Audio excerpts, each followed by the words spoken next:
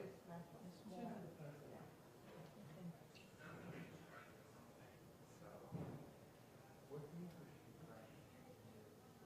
this week is Monday, Tuesday, Wednesday. Usually it's Tuesday, Wednesday, here. I'll be out of here at 9. I'm not out of here, but, you know, it's been busy. No, I had that schedule. 12 to 1 is the funeral. And then I forgot at the cemetery. And you have to work for fingers again? Like it's No, I mean, the cemetery is like, yeah, because it didn't work for your knee, because you have something that's wrong. I still need Still so do I. Yeah.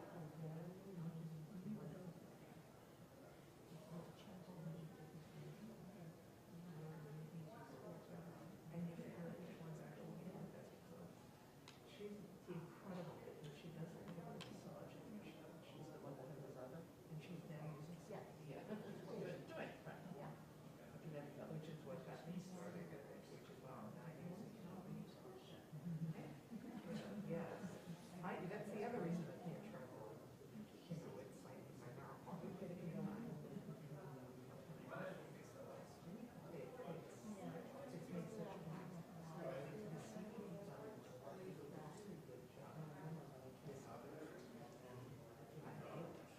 I generally That's right. She doesn't know. and I never get up more than once. But it's like the people who do sleep, the less my kidneys are pumping out. So, you know.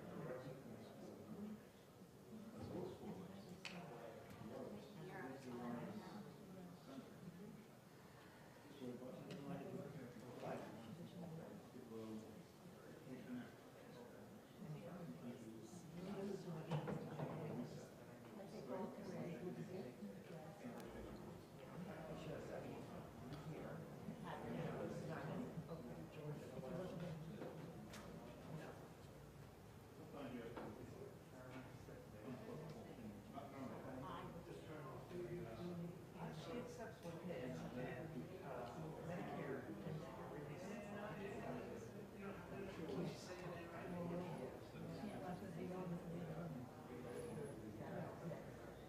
Is that the AARP one? Yeah. That is the best one. It's the part S. See? Oh, right, right. We got the part F, which is really yeah, but this one, I haven't paid anything out of pocket since I went on. Nothing, zero. When you get these statements that say Medicare paid X, AARP paid Y, you might be billing for Z. It's incredible. Jack has one actually.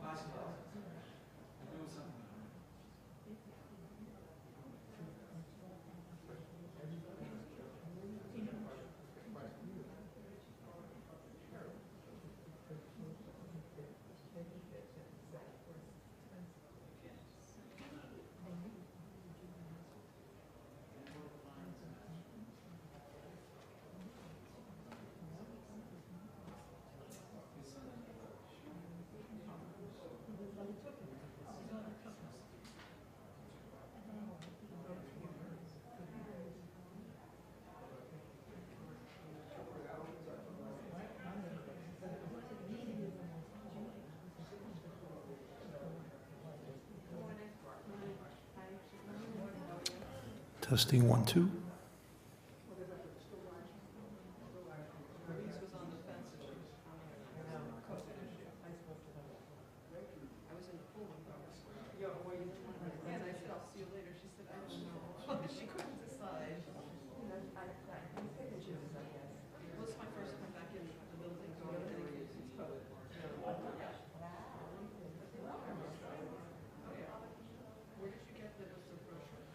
On the table where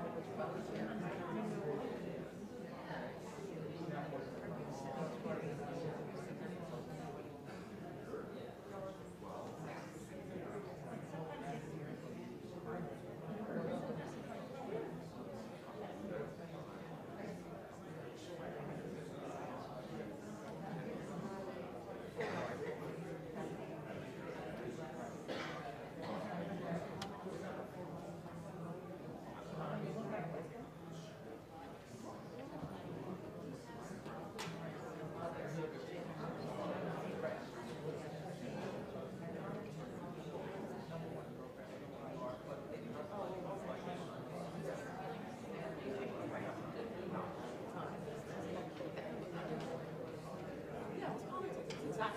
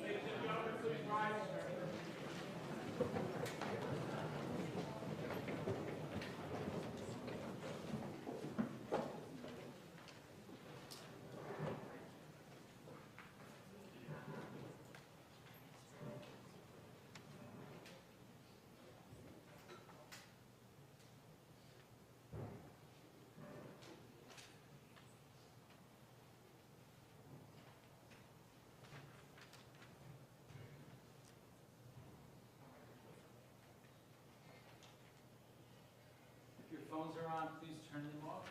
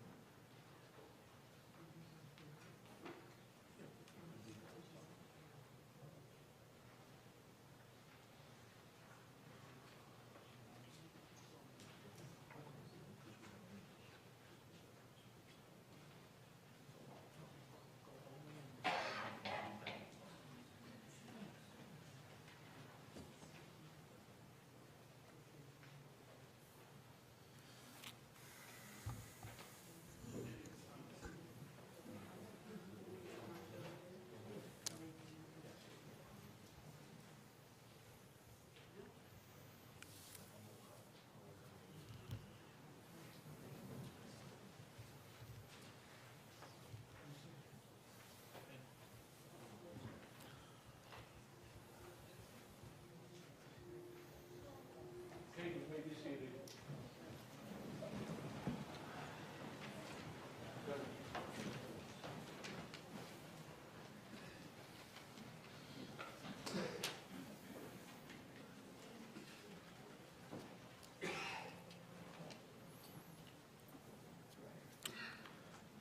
Dear friends, in difficult times such as this, and this is certainly a difficult moment, not just for the family, but for this community,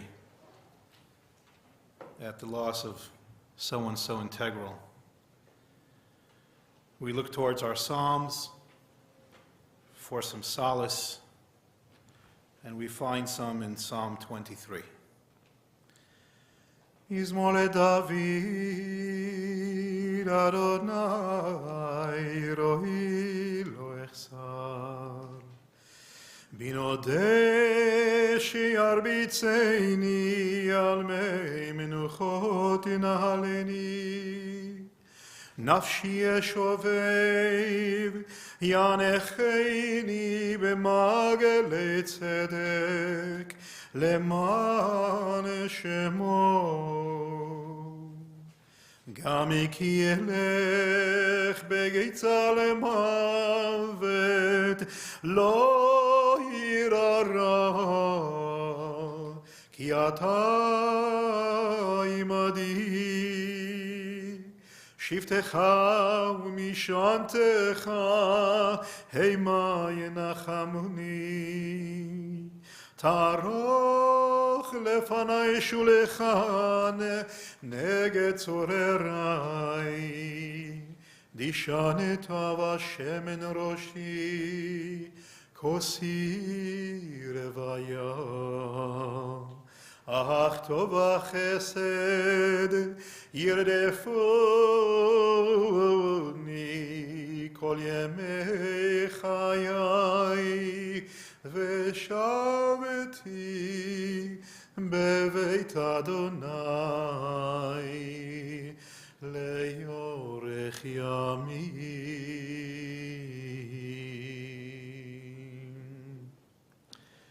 The Lord is my shepherd, I shall not want. God makes me lie down in green pastures and leads me beside the still waters. God revives my spirit and guides me in paths of righteousness for God's name's sake. Though I walk in the valley of the shadow of death, I fear no evil, for you are with me. Your rod and your staff comfort me. You prepare a table before me in the presence of my foes. You anoint my head with oil, my cup overflows. Surely goodness and kindness shall follow me all the days of my life, and I shall dwell in the house of the Lord forever.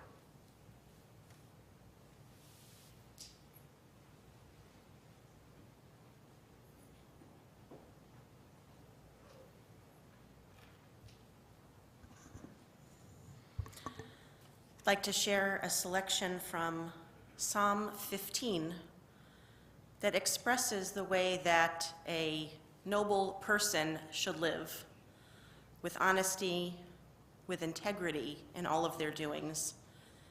And I think that it is a wonderful summation of the way Lisa lived her life.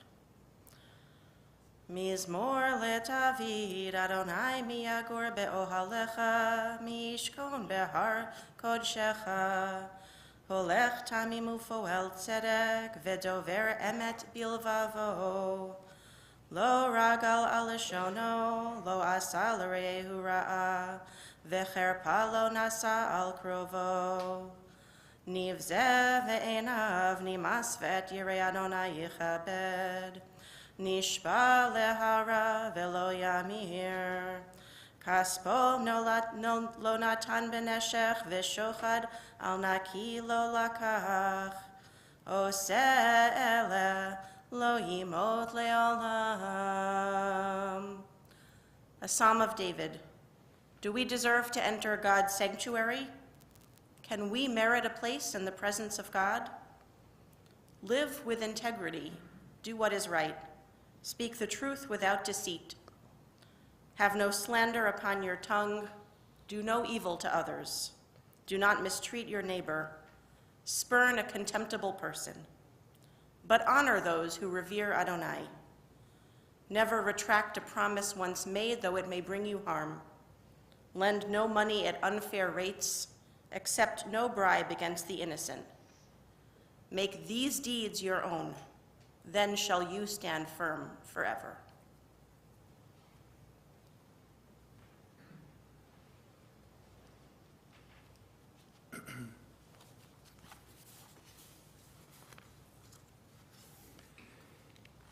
We've gathered here today in this sanctuary to mourn the loss of Lisa Schlesinger. The world is a sadder, darker place because she is no longer in it. You have lost a mother, a grandmother, a great-grandmother, a great-great-grandmother. We have lost a beloved friend because her joy and her light has gone from the world. On Sunday night, we'll light the first Hanukkah candle. You'll do so as part of your Shiva observance. Hanukkah is the festival of lights. Its central mitzvah is the lighting of the menorah, the kindling of the lights. It's no coincidence that at this, the very darkest time of the year, we Jews have a holiday that has as its core purpose to bring light into the world when the world most desperately needs it. It's intended to be a very hopeful holiday, an optimistic observance. But I'm afraid that for many of us, certainly those of us gathered here in this sanctuary today, we who have gathered to pay our last respects to Lisa, our Hanukkah observance this year will be a little less optimistic and a little less hopeful. Our world is a darker place because we've lost one of our brightest lights. Lisa livened our world and brightened our lives. When a Hanukkah candle burns out, no problem, we have another one to replace it. Our box is filled with bright and colored candles, each one ready to take its place in the menorah. So there's no need to be concerned when one of them burns down. There's so many others just as good to take its place. But Lisa's light has been extinguished, and it is irreplaceable. I know we're supposed to take comfort in the fact that she lived a long life, that she got to celebrate her 92nd birthday surrounded by family just last month, that these last few months were filled with smachot that she was able to attend, in the memory of which you will cherish for years and years to come. But it does not diminish the sense of loss we feel. as we try and imagine a world without Lisa's light to brighten our way. As Sherry and Nancy and Deborah and Rabbi Resnick and I sat in Lisa and Jim's home yesterday, the home that they occupied since 1967, the home that so many of us took our lives into our hands trying to get in and out of their driveway.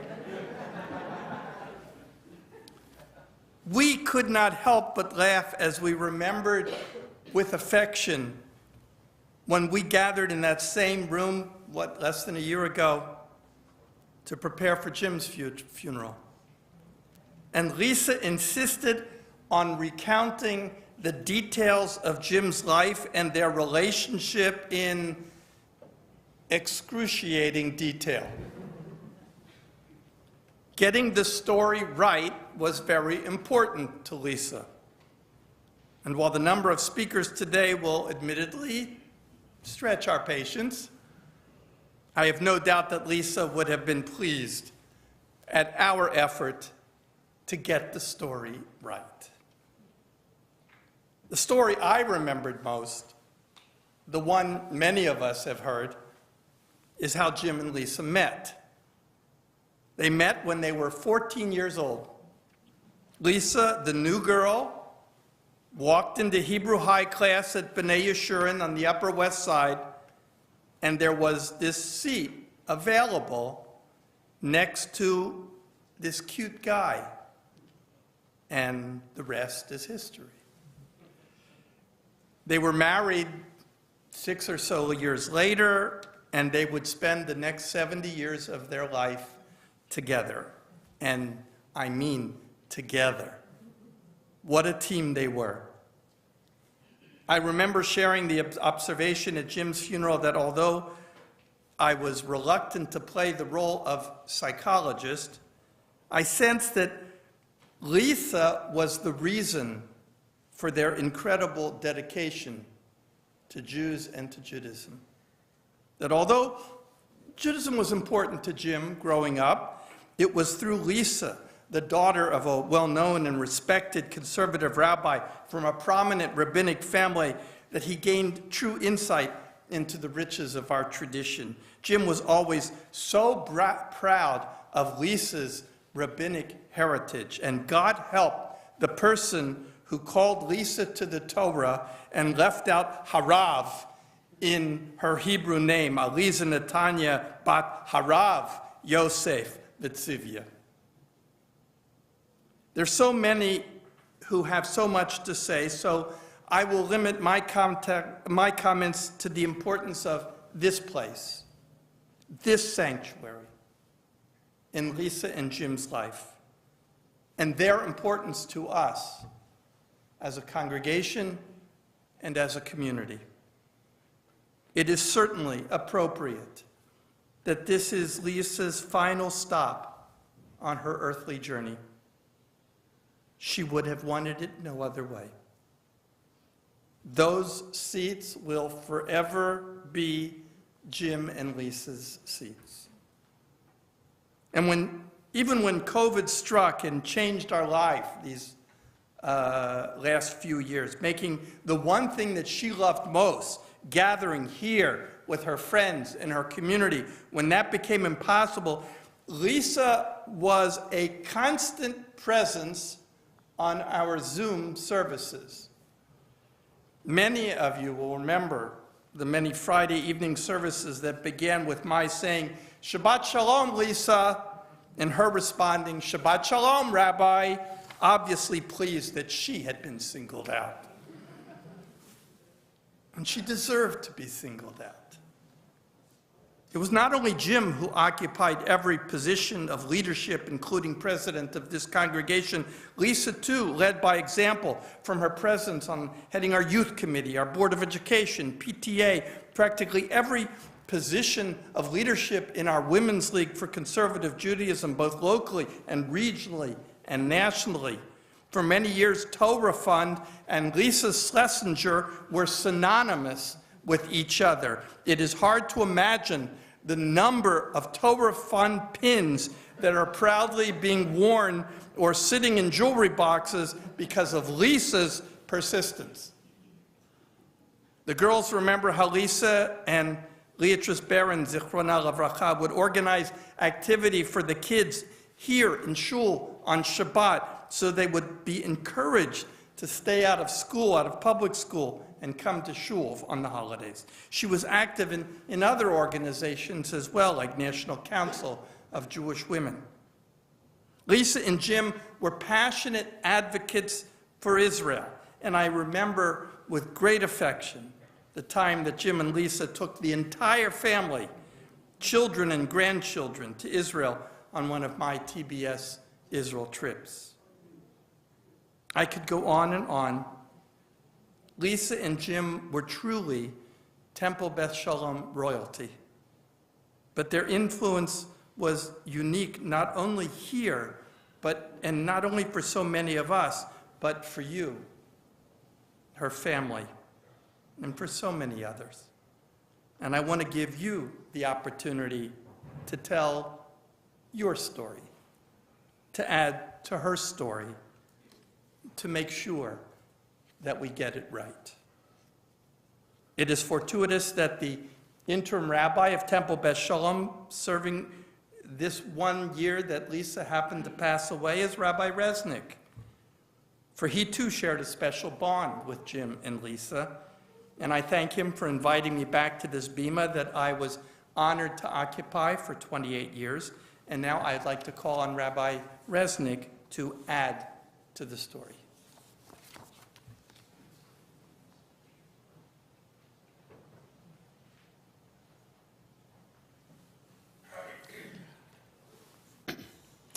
No pressure to get it right, but if I don't get it right, I'm sure Deborah or somebody will correct me. I was going to use the word fortuitous as well, or barshet, I'm not sure, of being here at TBS, a congregation I knew partially because of Jimmy and Lisa having different events here over the years for Camp Ramah, and as well as just Jimmy and Lisa talking about their wonderful shul of TBS. So my connection back with the Schlesinger family goes to 1977. I was a junior counselor in camp. Soon after, Deborah started working, I think the next summer. I'm trying to get it right. And she was a nurse, and I was a counselor. You were a counselor, and I was a counselor too, and we started a friendship from there that lasted many, many years of me still working in camp and Deborah coming up for many years as one of the nurses. So for 20 years, Camp Ramah in the Berkshires was governed by 4 couples. Just think about that lay leadership role. And Sarah Shapiro Shooter is here as well. There were 4 couples, including Sarah's parents, including Jimmy and Lisa, who ran camp in the 70s and 80s until the word governance started to come into play in the nonprofit camp world, and they kind of stepped aside for other people. But imagine in the early 70s when the Board of Health, before my time, wanted to close camp in June, and they were literally just weeks away from opening day. The story was told to me by Lisa and Jim and others that these 4 couples literally went up to camp and did dirty work. They just weren't giving advice. They weren't just giving money, which they did both of those things in plenty, but that they wanted to make sure camp was open. Jimmy became a lifelong honorary vice president, a title only bestowed in almost 60 years to 4 people in camp, and Lisa was on the board for decades. Lisa was always looked at as wise counsel. In fact, just yesterday, Deborah and I were talking about history of an institution and history being acknowledged or perhaps not acknowledged. But Lisa, in her own quiet way, gained the respect of so many people in camp because she knew the history in and out, and she knew it in a right way. people would often ask her for historical data. Lisa and Jim would come to all of our camp galas, always supporting camp, even if they step back in leadership. Of course, sending their own children, and I would say probably helpful in sending the grandchildren to camp as well. So my two strongest memories of Lisa. In 1981, I was a first-year Rosh Hashanah, a know-it-all, at 21 or 22 years old. I really didn't know anything, but I knew the executive board, these four couples were spending Shabbos in camp. And they would walk around camp during davening, they would walk around camp during meals, and all of us felt a little kind of like they were checking up on us, and we were a little intimidated, except Lisa. Lisa would make us all feel very comfortable, asking probing, thoughtful questions, but in a completely menschy, supportive way. The Geffen Torah Center, named for Lisa's parents, is the heartbeat of Camp Ramah in the Berkshires, a makom tefillah, a place of worship as well as other activities. And it's adjacent to the Schlesinger deck, which is a great place for outdoor activities. The only family in camp that there are two places in camp that the families made available for kids, for future generations, Geffen Torah Center and Schlesinger Deck. Generosity, wisdom had no bounds. Second story just happened last week in the ICU. When Lisa was kind of half awake, half not so awake, I was saying goodbye to her and to Deborah, and first we sang Esa Einai, because the cantor and rabbi were there early in the day and sang, and though my voice is not like Cantor Barnoy's, we started singing, and Lisa started to sing in Hebrew, and then in English, B'Kol Ram, in a real, as strong of a voice as she had then. And as I turned away from her and from Deborah and walked out, she said, Martha, my wife's name, Martha, how's she doing? Say hello to her. So even in her last hours of life, she was one who cared, who remembered others. Lisa, you will be sorely missed.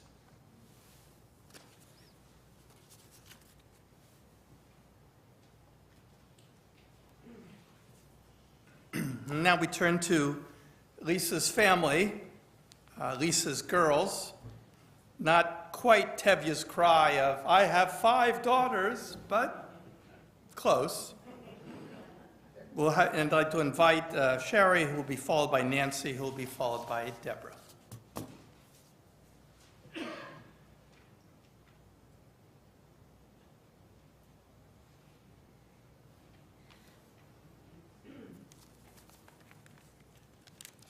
Thank you for all your wonderful words and memories. To quote Pirkei Avot, Rabbi Shimon Omer, Shlosha chetarim hein, Keter Torah, v'Keter Kahuna, v'Keter Malchut, v'Keter Shem Tov, Ole al Gabehen.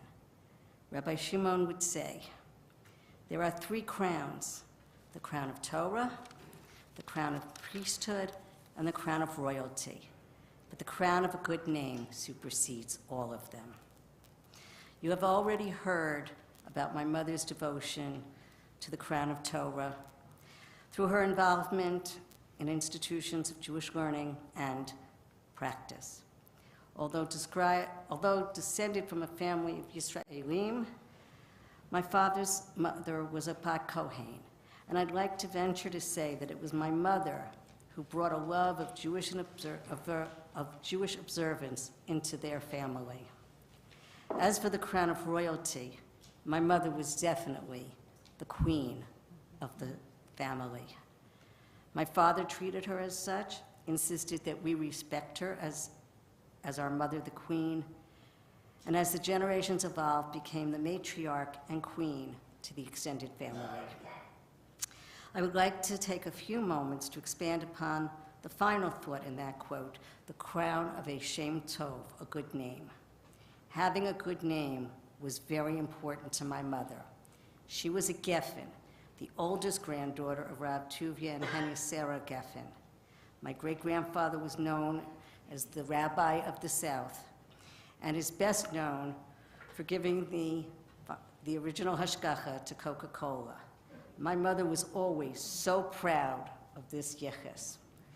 She was also the keeper of her mother's family's heritage, the Mintz family, and it is our honor that we have pieces of the Mintz collection in her home. She was the oldest daughter of Rabbi Joel and Sylvia Geffen. Growing up the first 14 years of her life in Troy, New York as the rabbi's daughter was a mixed blessing for my mother. She was very proud of her father's position, but being under public scrutiny was not always so pleasant for her. I always got the impression that she was glad when they moved to Manhattan. The chut of being Rabbi Geffen's daughter when he worked for the Jewish Theological Seminary meant far more to her and imbued her with a devotion to the conservative movement. This led to her creating her own Shem Tov as Lisa Schlesinger, a leader at Temple Beth Sholom, Sisterhood, Women's League, and BQLI, and Torah Fund chairwoman par excellence. I had a unique experience with my mother around the subject of names. When I was born, my parents named me Beth Susan, a name they thought was beautiful. Unfortunately, as a teenager, I did not agree with that. At one point, probably one of the few times my mother lost patience with me, she said those famous words, "If you don't like your name, change it." That was all I needed to hear. I must admit, as a mother myself now, I admire the support and understanding my mother extended to me as I changed my name to Sharona and Shari. As mentioned above, family was very important to my mother. She was very close to her aunts, uncles, and cousins. In the many messages I have received from the extended family, a recurring theme has been how my mother always made time for family celebrations.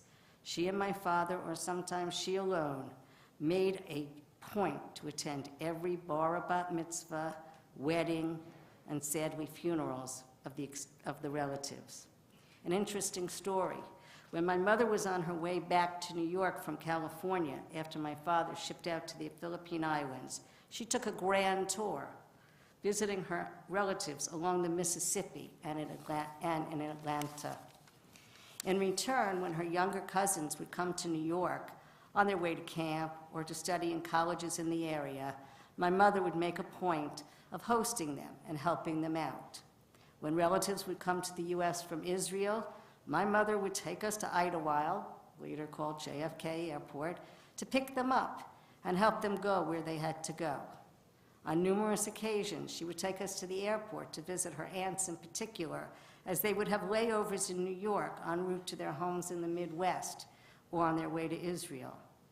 In turn, in recent years, visiting relatives would make an effort to stop off in Roslyn for a visit when they were in the area, a very bright spot for my mother in her life as her ability to travel was reduced. My mother's devotion to family was especially evident in the care she took of both her parents and my father's parents. For Artie and Deli Schlesinger, who had 2 sons, they really treated her and loved her as a daughter. As for my Saba and Savta, I remember as a young girl how my mother would go to Great Neck several times a week to drive her mother around to do all her errands. My mother spoke with my grandmothers every day, a habit that that was internalized by me and my sisters, as we would call her almost every day.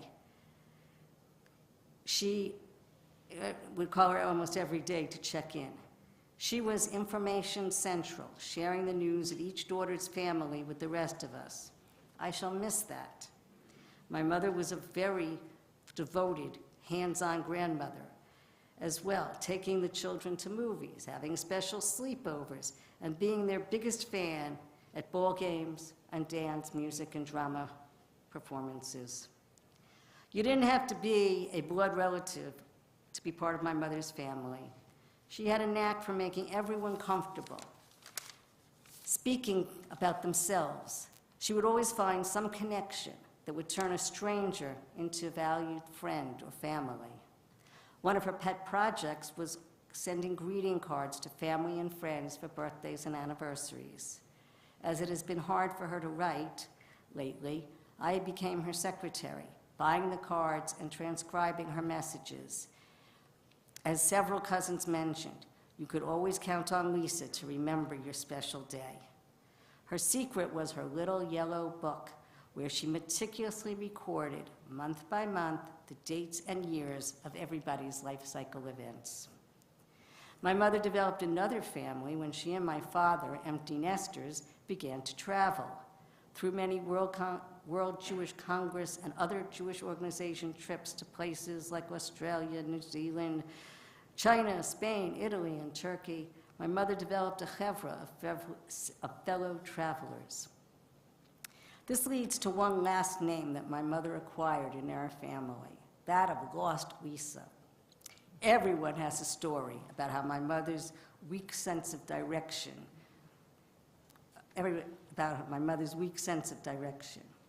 Growing up in the pre-GPS Waze era, we would often take the scenic route to places. That is, taking an hour to get to some place that was really 20 minutes away. But my favorite story about my mother getting lost happened at the Montreal Expo 67. It had begun to rain, and my mother decided that Nancy, Deborah, and I should go back to the hotel. My father was going to meet up with us later. We went to the monorail, and somehow my mother got on the wrong train. Even worse, we did not get on the train with her. Imagine 3 girls standing on a platform with no money and no parents in sight. Eventually, my father found us and then went to look for my mother. It turned out she had gotten off at the next stop, but instead of getting on a train going back to the original station, got on another train going in the wrong direction. In the end, we all reunited, and it became a favorite family memory of that trip. Today, it is with pride that I identify myself as Lisa Schlesinger's daughter. She established a Shem Tov for herself and set an example for all of us of how to live a Chaim Tovim, a good and worthwhile life.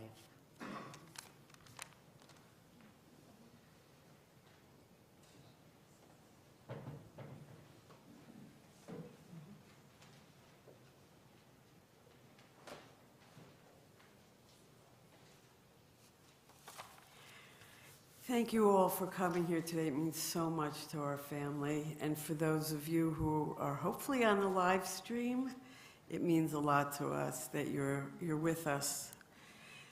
I want to start by giving you a picture of Mom's last week of life. My sister Deborah was a force to contend with. She fought valiantly on Mom's behalf. She did everything to make sure Mom had the right care. She soothed and encouraged Mom and spoke so lovingly to her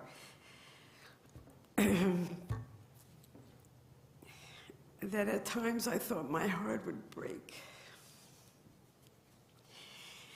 Deborah and my daughter Amanda did what I could not.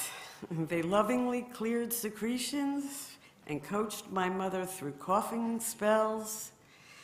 My sister Shari, recovering from her own illness, still managed to see Mom and was ever present with phone calls, emails, and texts. Mom's caregivers, Chris and Finally, were by her side at the end. They stroked her hand with such a gentle and reassuring way, and they spoke her name, Madam Lisa, with such tenderness and love. When Mom was first in the ER, one of the hospital chaplains, Rabbi Kaylee, asked if she could sing to Mom, and then Deborah joined in, and thus started the singing. All week, my sisters and I sang with Mom. Chris and Finally sang with her. The grandchildren sang with her.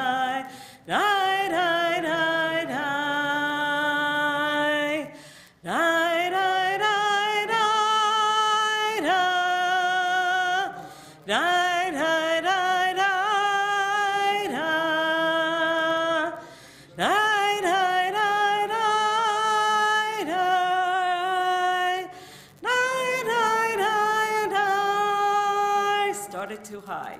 Die, die, die, die, die.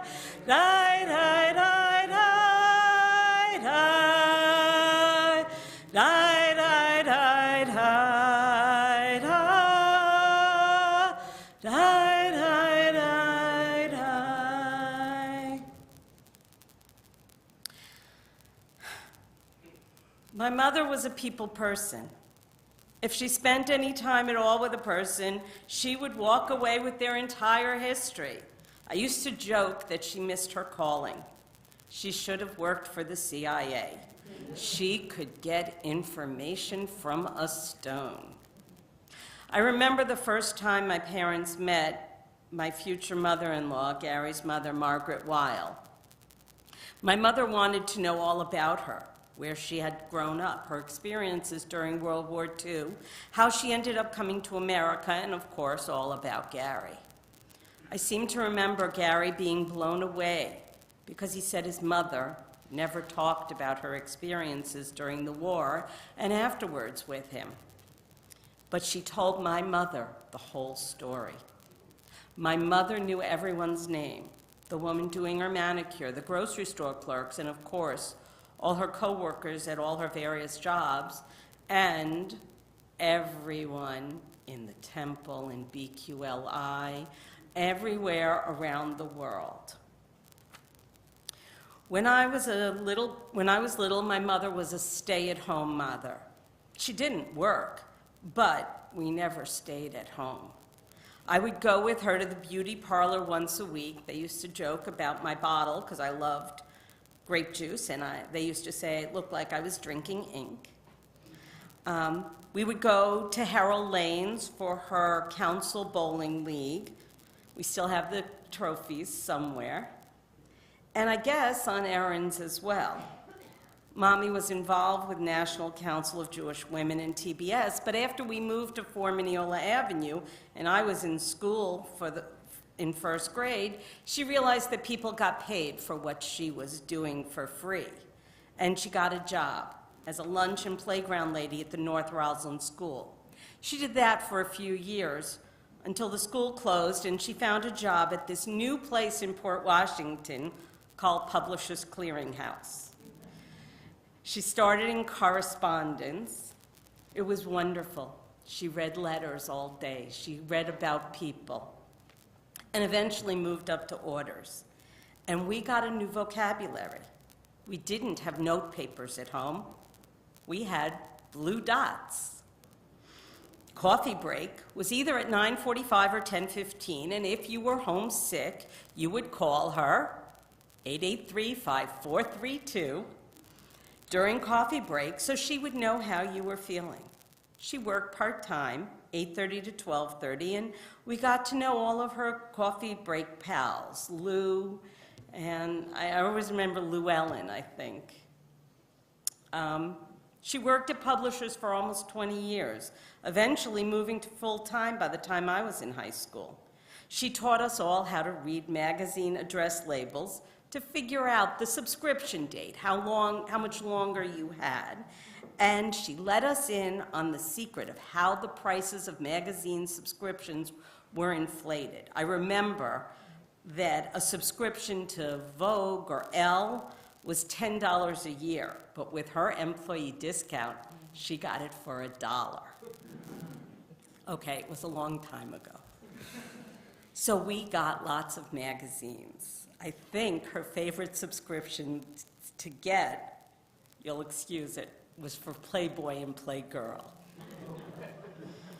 After everyone got Playboy, she got Playgirl, but she won't tell that. After Publishers, she worked with Joyce Braunstein as the Assistant Village of Roslyn Estates clerk and returned to her roots, this time at TBS Sisterhood, Torah Fund, branch president, and BQLI Women's League. However, my mother's passion, I think, was Jewish education. She was a born nursery school and Sunday school teacher, something she did at Old Westbury Congregation for several years, and that she had internalized in Shari, who made it into her second career. She knew all the Jewish songs for every holiday. Atzei Zeitim Omdim, Atzei Zeitim Omdim. And Zum Gali Gali Gali, Zum Gali Gali. We all sang it. And my personal favorite, the frog song for Pesach, which we sang at our Seder long into our adulthood. And according to some people in the family, maybe too long.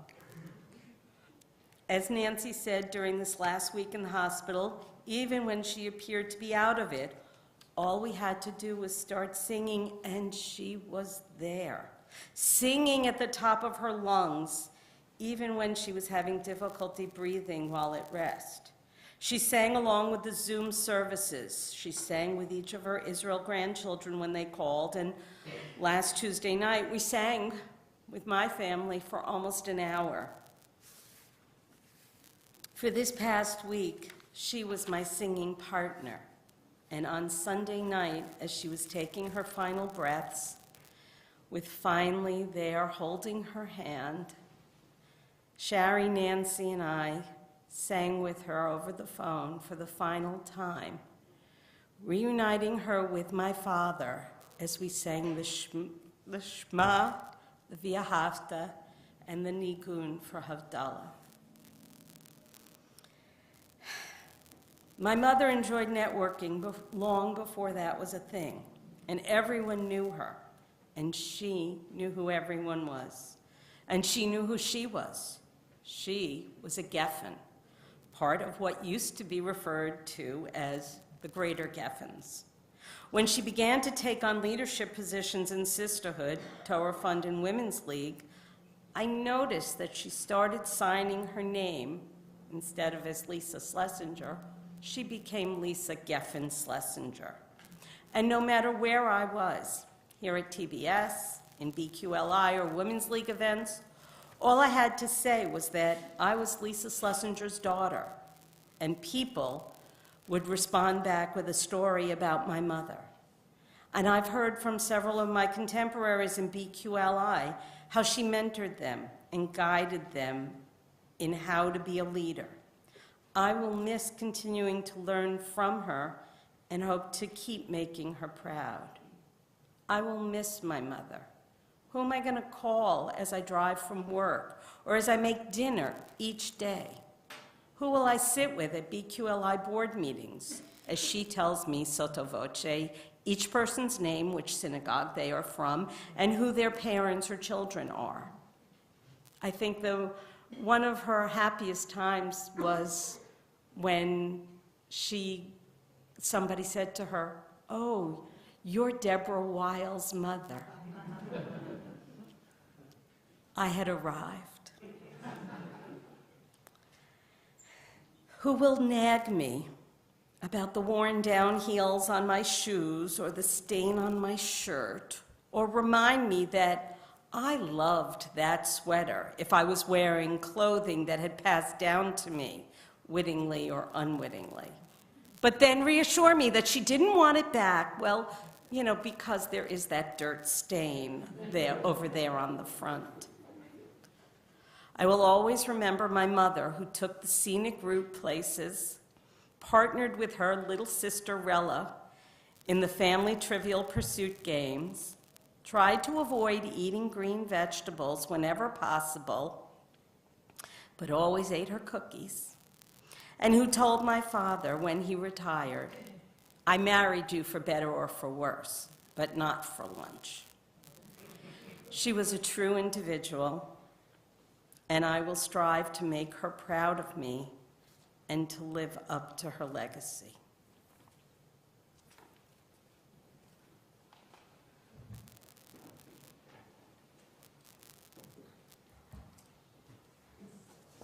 I'd now like to call on Brett Schlesinger, on Jim's brother, to share a few thoughts. Skippy.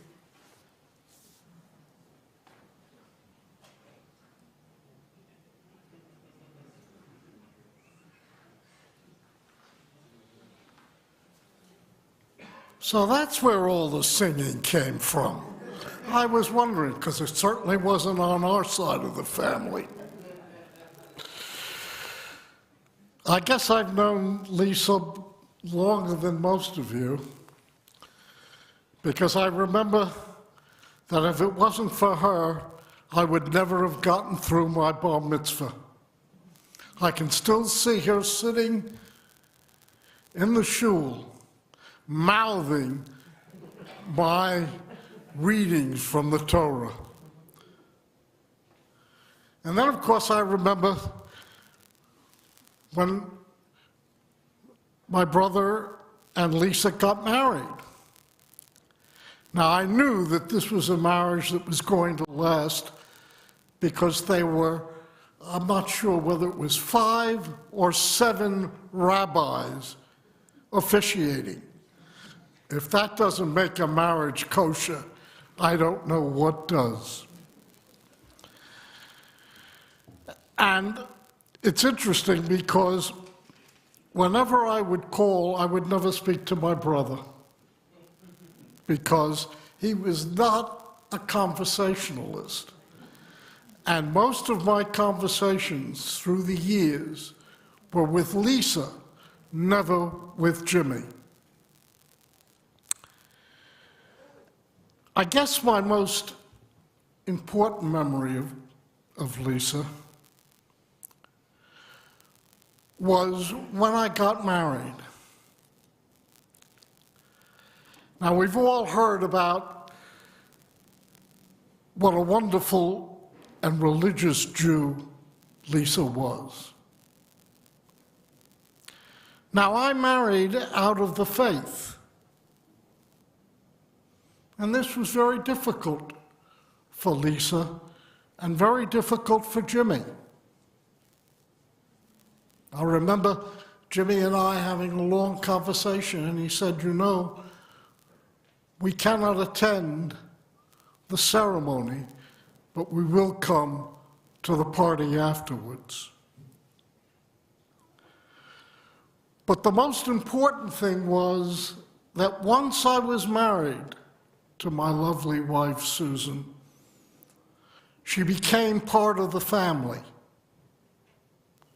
That the family was more important than anything else. And we were never allowed to think that she was an outsider. And so I remember Lisa for her warmth and for her generosity in spirit. And I will miss her, not so much as a sister-in-law, but more as a sister. Thank you.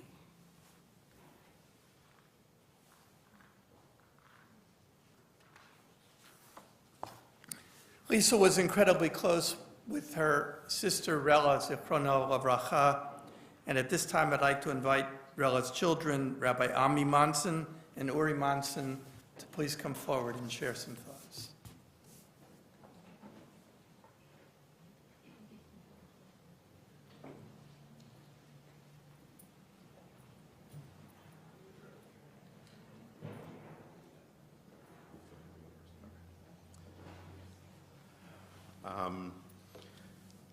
I was gonna, as was pointed out to me, I'm the last surviving member of a 6.5-hour Thanksgiving drive from Philadelphia to New York. And despite many attempts when visiting here, I still have not made it to Planting Fields Arboretum or the Roosevelt House, not for lack of trying. But in reality, what I wanted to bring up and talk about is I'm actually a little fearful of this coming Shabbat for me. And the reason is that when I was 18 years old and went off to college, I got in the habit of calling my grandmothers every Friday before Shabbat. And a year later when Saba died, and Savta began going out to Roslyn almost every weekend, I started calling Roslyn and to talk to my grandmother, but also Aunt Lisa and Uncle Jim.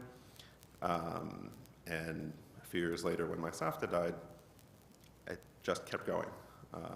And can't say it was every Friday, but pretty much every Friday, there was that phone call, and it could be a 2-minute call, sometimes just a phone message, sometimes a longer call to hear how the family was doing, how my family was doing.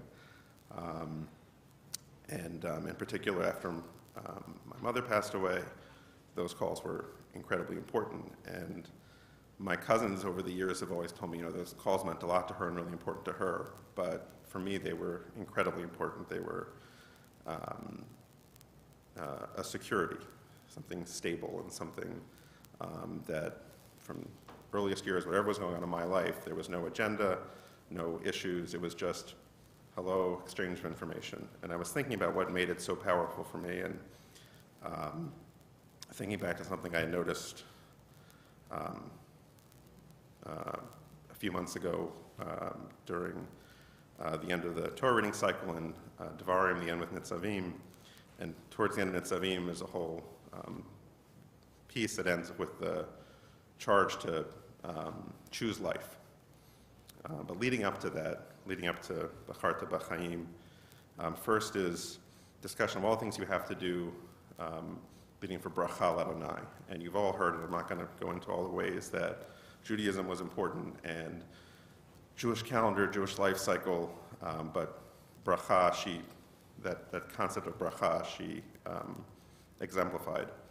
And also in that section is that the choice between tov and ra. You have to choose tov and ra. And I know my aunt was the nicest person I ever knew, and that's the only way I can say it. She exemplified tov, how she thought about everybody, caring. You've heard about the notes, and never missing a birthday, never missing a celebration. And finally choosing Chaim and all the travels and all the ways they celebrated life. And bracha, tov, Chaim, bet, tet, chet, is the root of bitachon, of security, of safety, that tether. And on the one hand, I'm almost petrified about this Friday and knowing that there's no call for me to make. But also having that example that was set for all those areas of why that security exists. And those are the memories that will matter to me this Friday and every Friday going forward.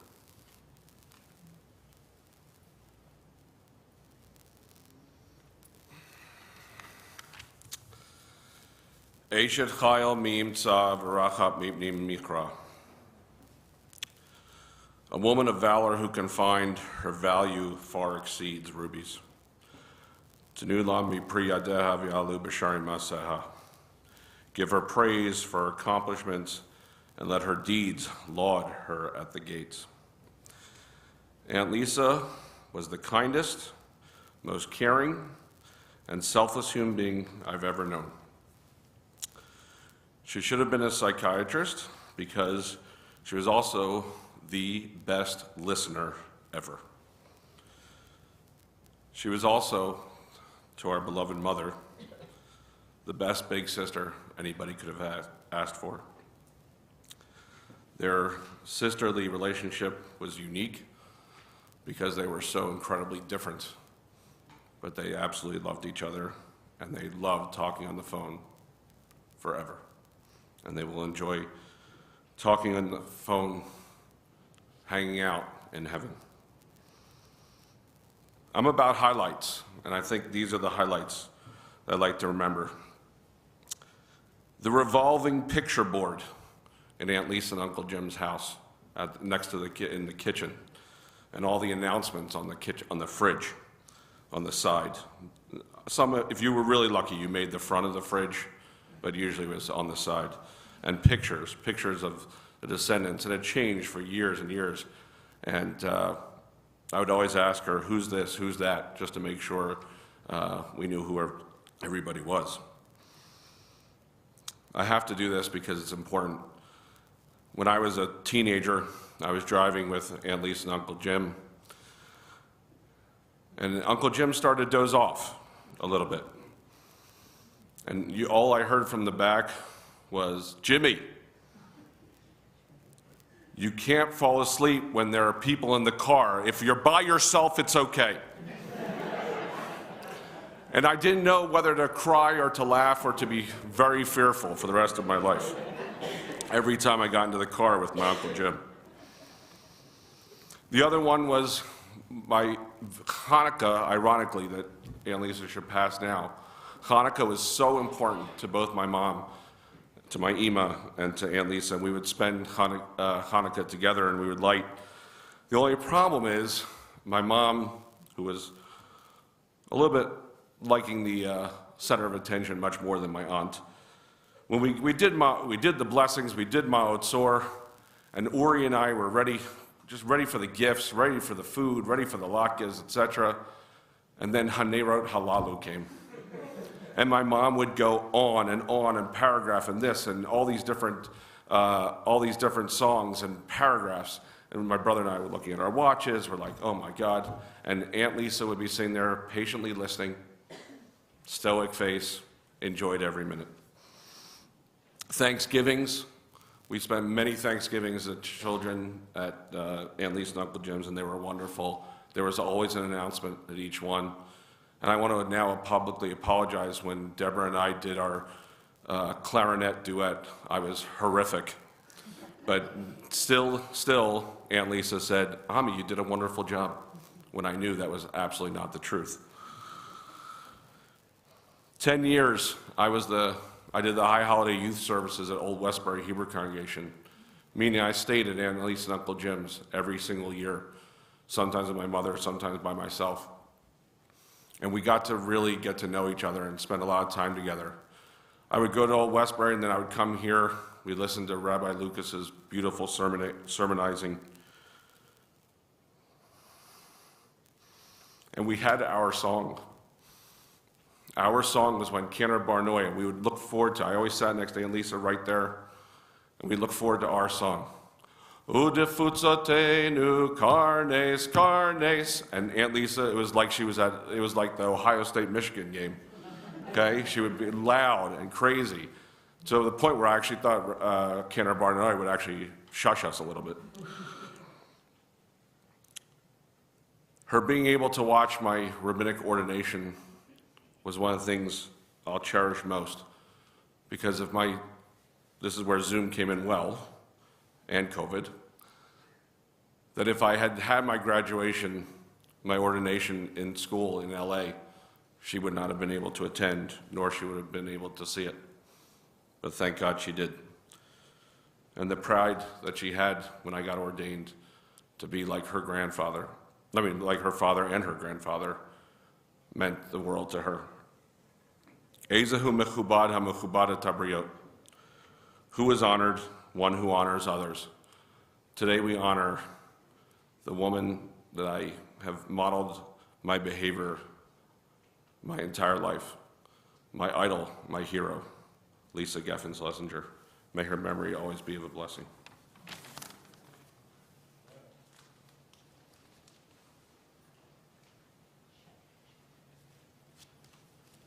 And on behalf of the grandchildren and the great-grandchildren, I'd now like to call on her grandchildren Daniel, and then Aaron, and then Jeremy.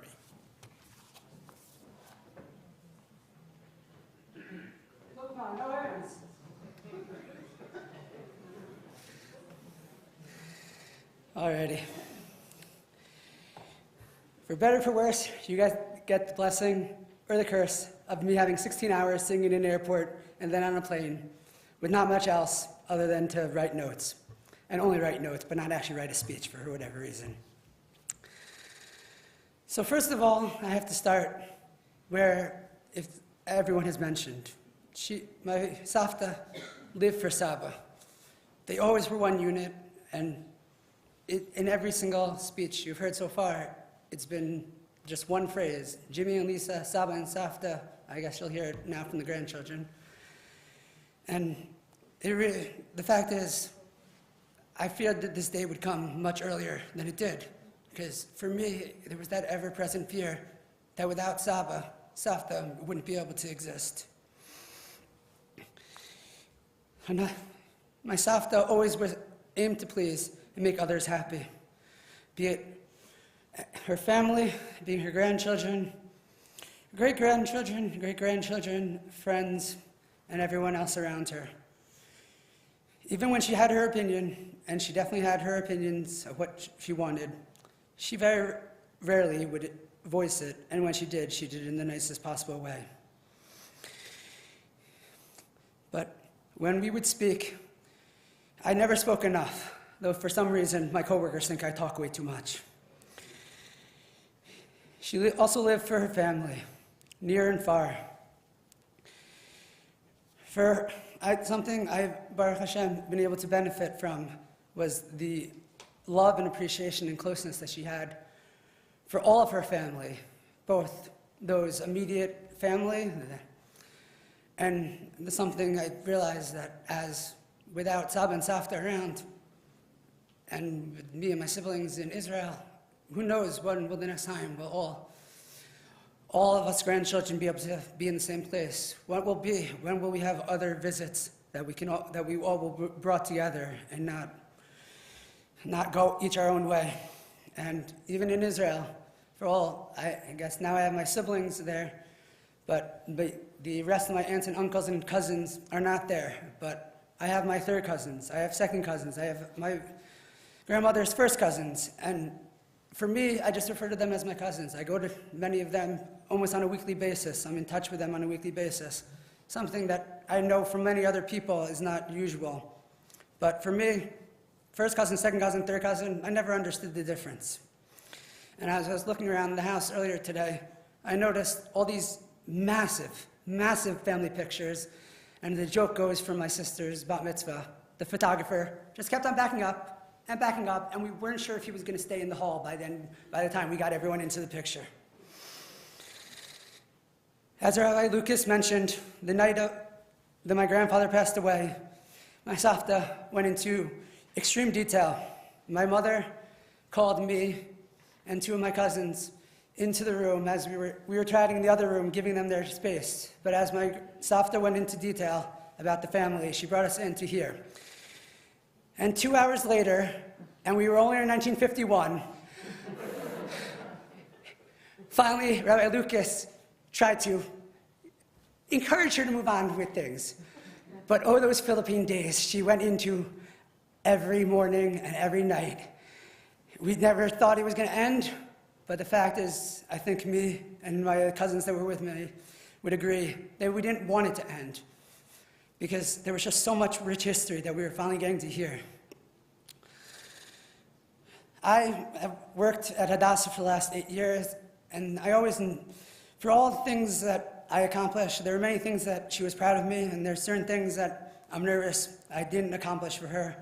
But I always thought that for all her involvement in Hadassah, and that she had a special place in her heart for the fact that I was working in a product of all her investments. And she always encouraged me, especially to make the most of my work trips. A little bit over a year ago, I was going to France for a trip. It was going to be in Lyon, and she's like, "You're going to be in France and you're not going to Paris? You have to go there." So I forced my boss to cover her trip to Paris too.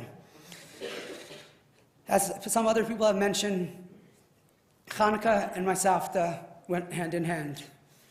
It's one of the crowning jewels of family events that we had together. And the fact is, when I saw the announcement, I got off the plane in terms of Shiva, I said to my mother, I really hope that we can spend that one night of Hanukkah that's part of Shiva together as a family. And I'm sure my Safta will be very happy, and I look forward to that night that we can do it all together. My grandparents' house was a second home to me. Every time, be it when I came home on vacation, there was no vacation to any other location. The vacation was to Roslyn.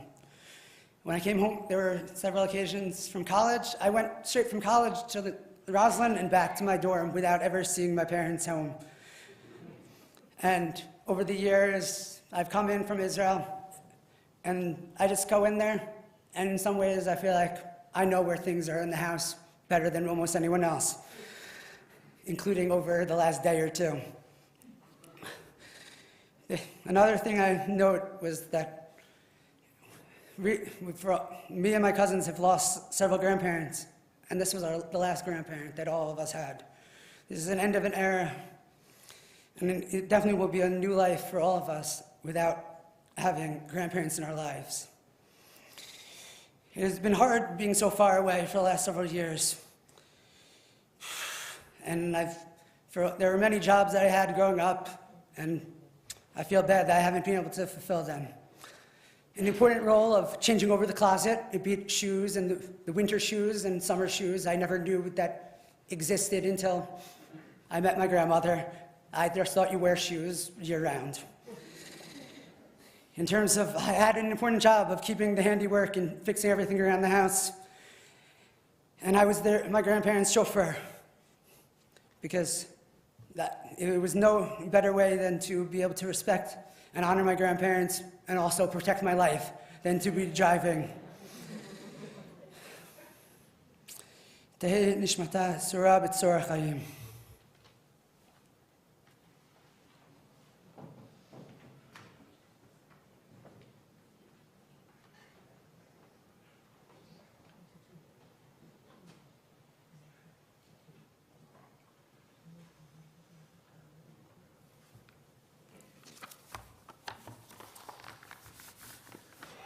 My brother and I have a little joke we share where one of us will look at the other and say, "Words fail to describe." And the other will look back and say, "But that's all words do." And for the longest time, this was a joke, just a joke. But yesterday, as I sat in my office, trying to write a status, I realized that words really do fail. Everything I tried to write about my Savta just didn't feel right, didn't feel like enough. Saying it was a tremendous loss didn't cover the enormity of what had happened. Trying to find adjectives to describe who and what she was. All felt trite and cliched. Words actually did fail to describe. So now I stand here trying to impart to you all who she was, what she taught me, what she meant. And I could tell you about family gatherings, memories of Pesach, Thanksgiving, Hanukkah, cars clogging up the driveway of 4 Mineola. I could reminisce about being a kid at his grandmother's house, being asked what treat he wanted that he didn't get at home, and being served a blue or green Jell-O. I could tell you about how being Lisa Schlesinger's grandkid meant knowing everyone out on Long Island, even if I had never actually met you. I remember one time I had gone out to dinner with her and my grandfather, and when I got home, I looked at my mother and said, 3 separate families came up to us. Who doesn't she know? The lunches I would have with my grandparents out at Bagel Boss, a dinner at Ben's Best. I would remember the days that I would be sent out to Roslyn to switch over my grandmother's shoes from the winter to the summer ones. Then 6 months later, being sent to swap over vice versa, whichever one I said the other way.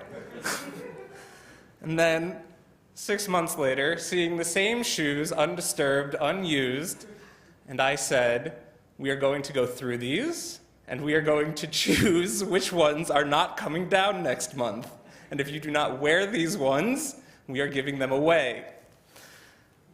I returned home to a horrified look on my mother's face, who said, you made her throw out her shoes." I was no longer asked to turn over the shoes.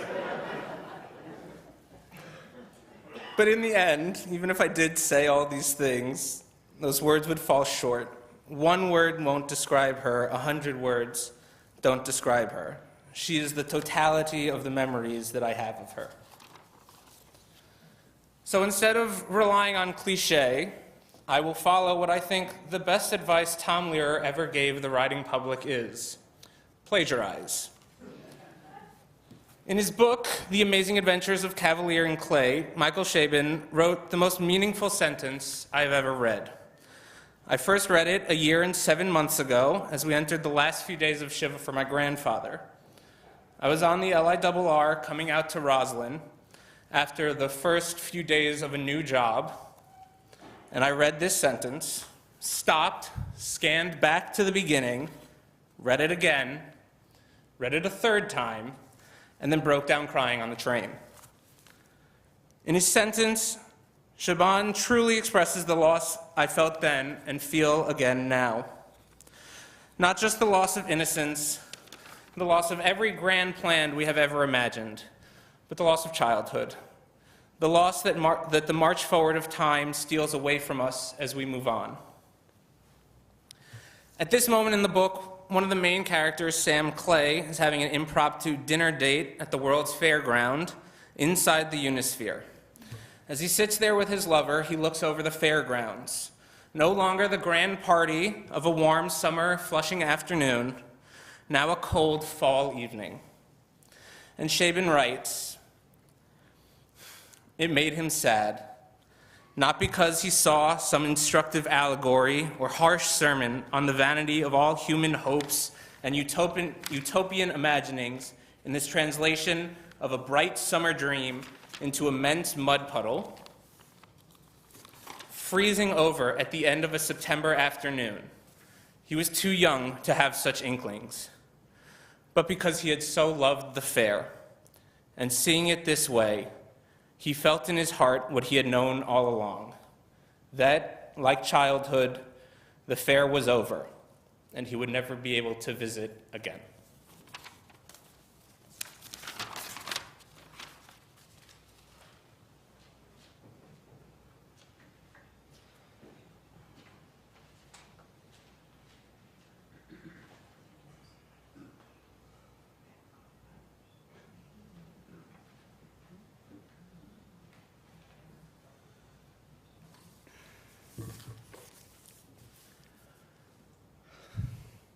I asked to speak last of the cousin's grandchildren because I honestly don't know what I'm going to say.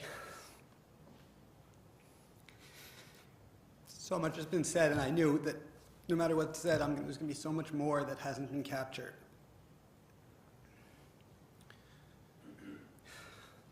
Safta, and I feel so badly, I only appreciate this now, was my center. Her and Saba. It wasn't like this at Saba's funeral a year ago because there was still Safta.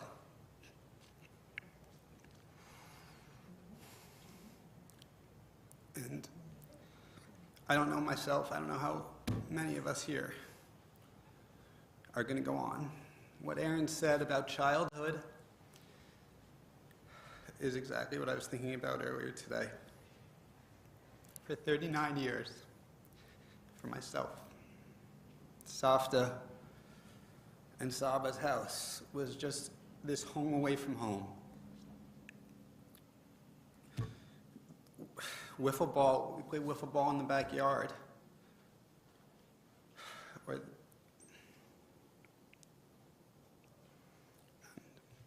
I know my sister we called it her happy place. It was just such a happy place to be. When I was here in June, earlier this year, I knew that my grandmother's health was not in the best of shape, and like many of my visits over the past years, I kind of knew that I don't know if I'm going to be able to see them again in person. And so like I did for my grandfather years prior, I sat with my grandmother and I interviewed her. I never realized that the thoroughness or the listening ear that I had, the probing questions that I had, came from her. And I like to think I give her a run for her money. I could saturate her. So I asked her many questions. I asked her, "What are you proudest of?" And just like my Saba, she said her 3 daughters and her grandchildren and great-grandchildren, and of course great-great-grandchild. I asked her about if there was ever a fork in her life where she chose something and she was happy with that choice. And she said it was staying in Roslyn, being part of the community here. I asked her about her travels. She told me about the buildings in Moscow, the smiles on the people in Hawaii's face. She said it was as if it was painted on their face. And also, only today can appreciate that that's something I think about my grandmother. The only time I would ever speak to her and hear anything that wasn't positive was if there was a physical ailment. Never was there ever an emotional situation where she was there and she was physically fine, but something seemed off emotionally. She was always just happy to speak, happy to be on a call. Like Uri, I think it was probably around when I started being away from home in Israel. I started calling her every Friday. And now, with my schedule, it doesn't work with her. She wouldn't wake up early enough on Fridays, so we switched to Sunday. And that's been going on for the past 21 years. And I dread Sunday night. This past Sunday night, I called. And with much appreciation, I was able to speak to her.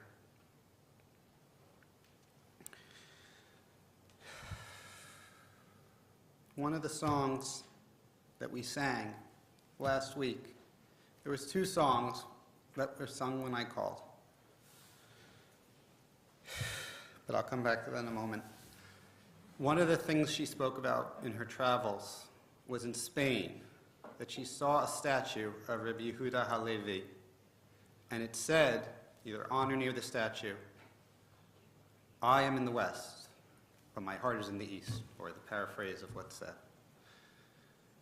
And that's something, just like I said, to ask forgiveness from Saba, that I need to ask for forgiveness from Savta as well.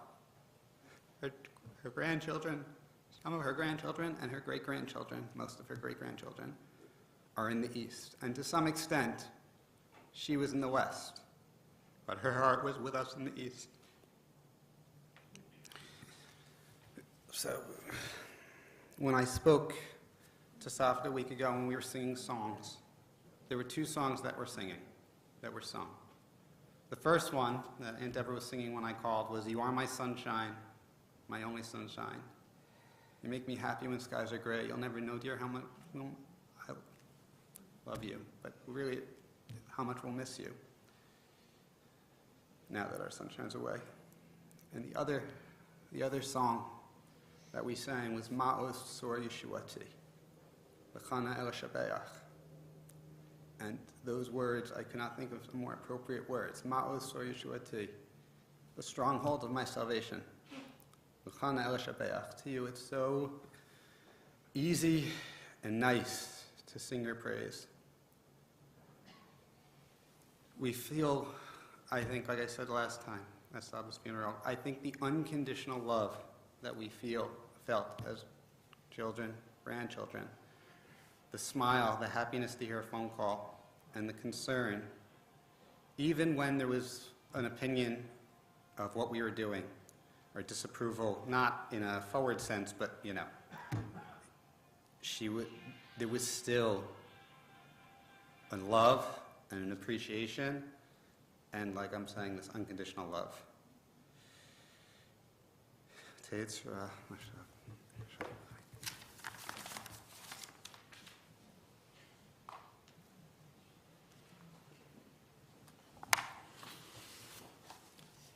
So I hope by now you got the point. Lisa was special, unique, one of a kind, a loving mother, beloved, dedicated wife, cherished grandmother, great-grandmother, great-great-grandmother, a dear and devoted friend to so many of us, a dedicated supporter of so many vital causes. It was a privilege to have known one of such good quality. Her life ends, but her message continues. Her example survives. Her influence endures. O God, who does bring thy children out of the darkness and the shadow of death, we thank thee for the life of Lisa Schlesinger. In his friendship we were blessed, by whose understanding we were guided, and in whose tenderness we were healed. May the sureness of her nearness to us banish loneliness from our hearts, and the sureness of her nearness to thee, O God, quiet our anxious spirit. Be with those who most poignantly and most painfully feel the pangs of this hour, with Sherry and Ted, Nancy and David, Deborah and Gary, with all all the grandchildren and her 15 great-grandchildren and her great-great-great-grandchild, with all the family and friends. Comfort and strengthen their hearts, guide and direct their lives. Help them to know that deeper than the pains, the frustration, and even the mystery of death are your everlasting arms of love and mercy. Grant them steadfastness of purpose, faith in thee, and courage to face life. Give them the wisdom to say with understanding the ancient words of submission and resignation, perhaps the wisest words that could be said at an hour such as this. Adonai natan v'Adonai lakach, Yehi Shem Adonai mevarach. Lord, you have given, and now you have called unto yourself. We praise thee, O God, for the courage to make our broken hearts an altar before which we may acknowledge thy sovereignty and love. May thy name be praised now and forevermore. And let us say, Amen. Would you please rise for the memorial prayer?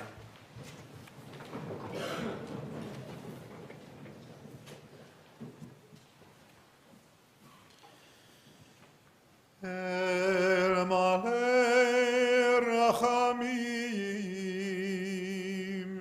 shochein bamromim, hametzei menucha nechona, tachat kanefei ashchina,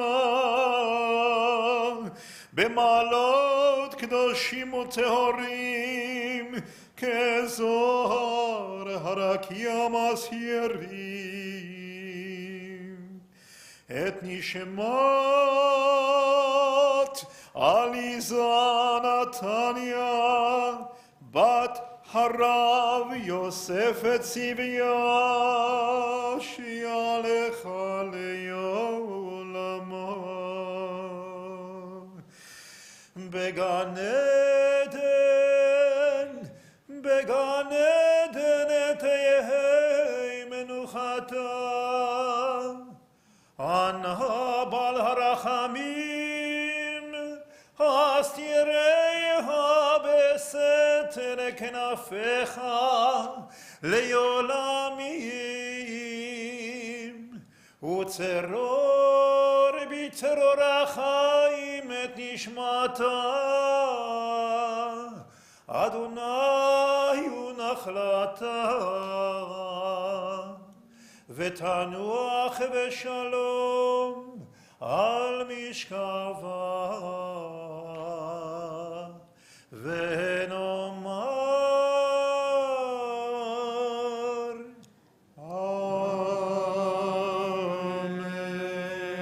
Amen.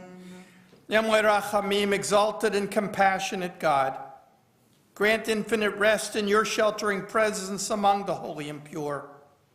To the soul of Eliza Netanya Batarav Yosef Etzivia, to the soul of Lisa Geffen Schlesinger, who has gone to her eternal home.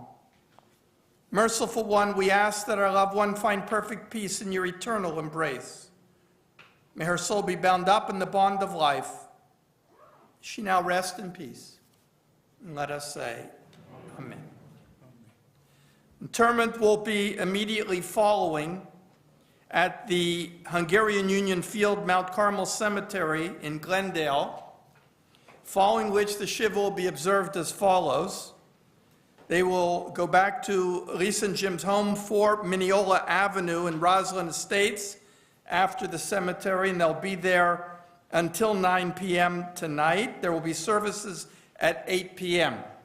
The family encourages that the driveway only be used for those who may have a handicap or for drop-off. Otherwise, they recommend that parking is in the Old Northern Boulevard near the Capital One Bank.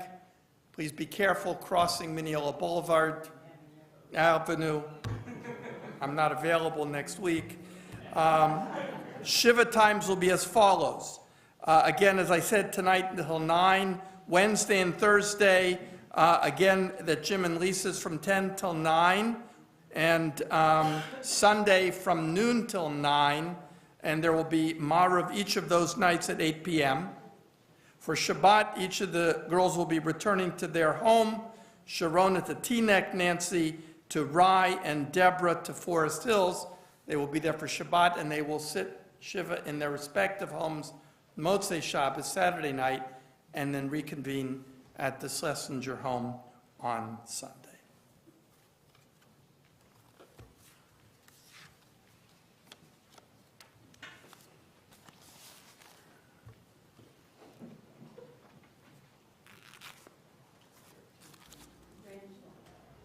Grandchildren can come up and serve as pallbearers.